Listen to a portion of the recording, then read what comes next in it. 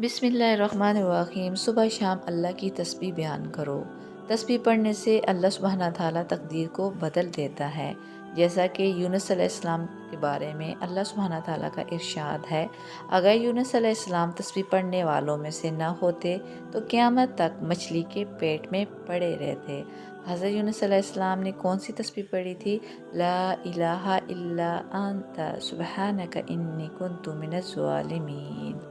तस्बीह ऐसा ज़िक्र है कि जिसका विर्द पहाड़ और परिंदे भी अल्लाह के नबी दाऊद अलैहिस्सलाम के साथ किया करते थे।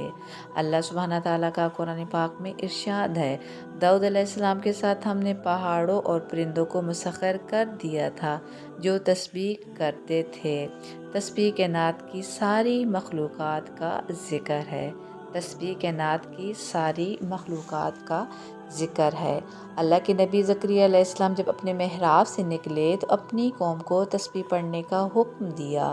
ज़करिया अलैहिस्सलाम अपने हुजरे से निकलकर अपनी कौम को इशारा करते हैं कि तुम सुबह शाम अल्लाह सुब्हाना ताला की तस्बीह बयान करो। मूसा अलैहिस्सलाम ने अपने परवरदिगार से बतौर ख़ास ये दुआ की, और मेरे ख़ानदान में से मेरे भाई हारून अलैहिस्सलाम को मेरा वज़ीर बना दें, इसे मेरा पुष्पनाह बना दें और इसे मेरे अम्र रिसालत में शरीक बना दें, ताकि हम तेरी खूब तस्बीह करें और तुझे कसरत से याद करें।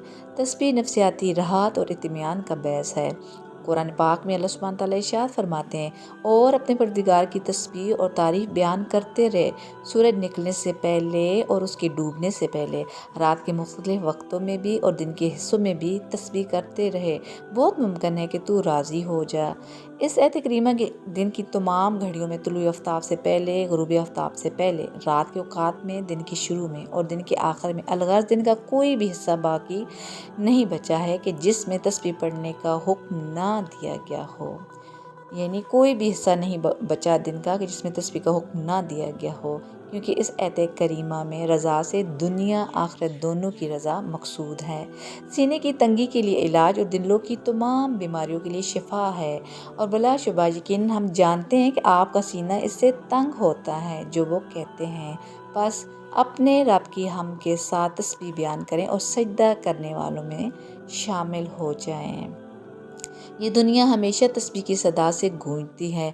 आसमान की गरज, पहाड़, परिंदे, अलग आसमान ज़मीन की हर चीज़ अल्लाह की तस्बीह में मसरूफ़ मगन है।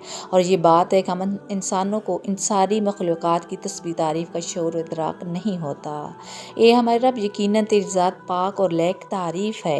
ए अल्लाह, हम सब को इन लोगों में से बना दे जो कसरत से तेरी तस्बीह बयान करते हैं और बकसरत तुझे याद करते हैं। सुब्हानल्लाहि व बिहम्दिही अदद हल्की व रिदा नफ्सी व ज़ीनत अर्शी व मिदाद कलिमाती। अल्हम्दुलिल्लाह।